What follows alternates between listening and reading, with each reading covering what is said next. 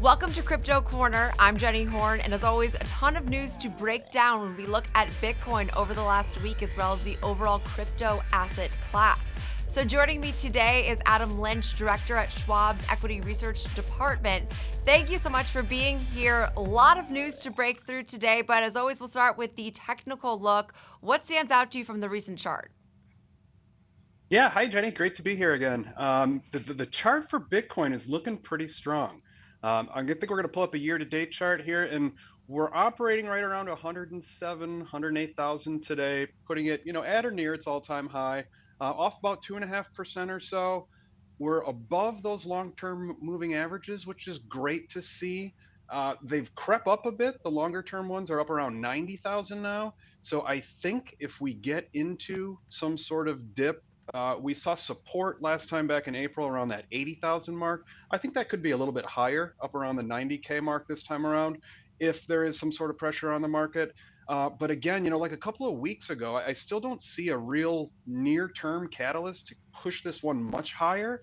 I think we might sideways trade here a bit in this kind of 105 to 110 range. And I just don't see much over the really near term to get us up to, say, 120 or 125. Doesn't mean it won't happen, of course. If we turn our attention to ETH, I think there's a little bit of a more positive story there for the short term. I'll note that today it's trading around 26,000 or 2,600, just below the long-term 200-day moving average. So it's getting a little bit of support there. I think if it can continue to kind of hang in this spot, there is some more potential upside there versus Bitcoin, just over the near term. Part of the reason is that ETH is still off on the year, right? Bitcoin's already ran back up. It's got a positive return for the year. Ethereum still struggled, lagged a little bit behind it, which it sometimes has typically done in the past.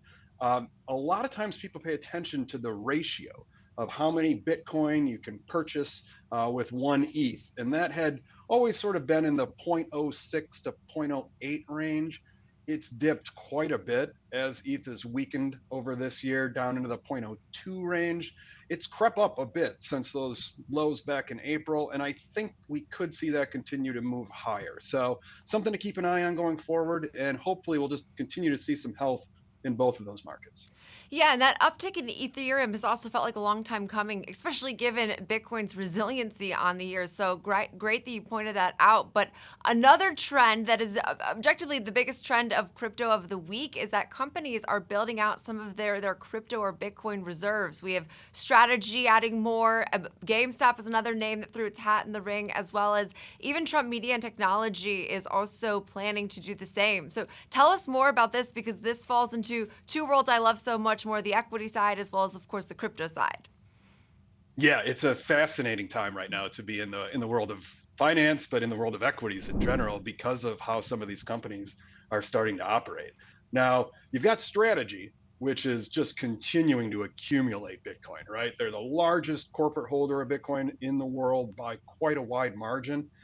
This week, I think they bought even more, putting them up to around 600,000, I think, Bitcoin. So the latest purchase price, we don't really know, but it puts their average around 69 or 70,000. So with the asset trading above 100K right now, pretty good move so far. What the company does is essentially sell equity, debt, and preferred stock to fund a Bitcoin treasury. So I would expect to continue to see more purchases like this from them in the future. So GameStop's a little bit different. They just threw their hat in the ring. Now, it was expected. They had mentioned a couple months ago, I think, that they were going to get into this business of becoming a Bitcoin reserve, and they purchased over 4,500 Bitcoin. Now, the price wasn't disclosed there either, but if we assume a purchase price of around 108,000, that would mean that they bought about $500 million worth of Bitcoin. And then the other one, when you talk about Trump Media, that one I think came out of the blue a little bit, right? These others I think we had kind of expected, or at least had some understanding of.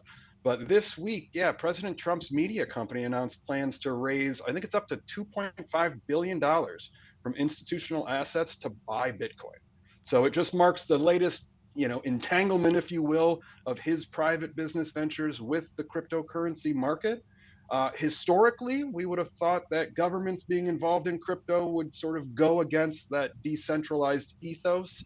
But what really seems to be happening is that the market seems to be approving of these signs of support. Yeah, absolutely. And I definitely think that given some of the price activity of these various companies, you could see it's seemingly paying off in a strategy that more and more people now are copying. But last but not least here, it is right now the Bitcoin conference that's underway in Las Vegas. So what are you watching just from an interest standpoint, as well as what should investors be watching out for during this event?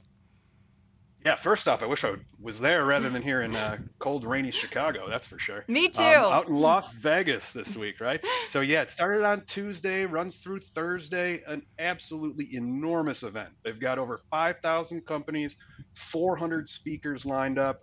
A few of the things that I've read about over the last couple of days, we had Donald J. Trump Jr. He spoke earlier this week. JD Vance was speaking today. Again, just highlighting how close the current U.S. administration is to the crypto industry. We've got the U.S. crypto czar, David Sachs, speaking, along with BlackRock's head of digital assets, who made the claim that Bitcoin has more upside than gold with lower downside. So I thought that was an interesting comment.